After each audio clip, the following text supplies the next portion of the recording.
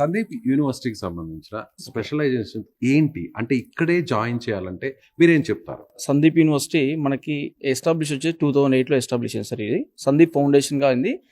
దాని తర్వాత మనకి 2016లో యూనివర్సిటీగా పర్మిషన్ వచ్చింది. ఇది ఆఫ్టర్ దట్ మన తెలుగు పిల్లలు చాలా మంది జాయిన్ అవుతున్నారు ఎవ్రీ ఇయర్.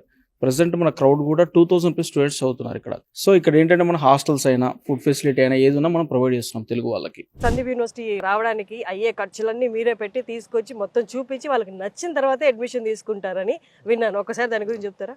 సో పేరెంట్స్ని కానీ స్టూడెంట్స్కి కానీ ఏంటంటే ఆల్మోస్ట్ సందీప్ యూనివర్సిటీకి సంబంధించిన అన్ని ఏపీ తెలంగాణ ప్రతి డిస్టిక్స్లో కూడా మన యూనివర్సిటీకి సంబంధించిన ఇన్ఫర్మేషన్ సెంటర్స్. రాయలసీమ నుంచి అయితే గనక ముంబైకి వెళ్ళే ట్రైన్స్ కళ్యాణ్ జంక్షన్ వరకు టికెట్స్, తర్వాత అక్కడి నుంచి మళ్ళీ నాసిక్, అలాగే విజయవాడ, తర్వాత మనకి ఒంగోలు ఆ రీజన్ నుంచి అయితే కనుక మనకి షిరిడి నియరబుల్ మన్మాడ్ జంక్షన్ ఉంటుంది. మన్మాడ్ నుంచి మళ్ళీ నాసిక్కి. ప్లస్ వాళ్ళకి కావాల్సిన రిక్వైర్మెంట్స్ అని మేము ప్రొవైడ్ చేస్తాము.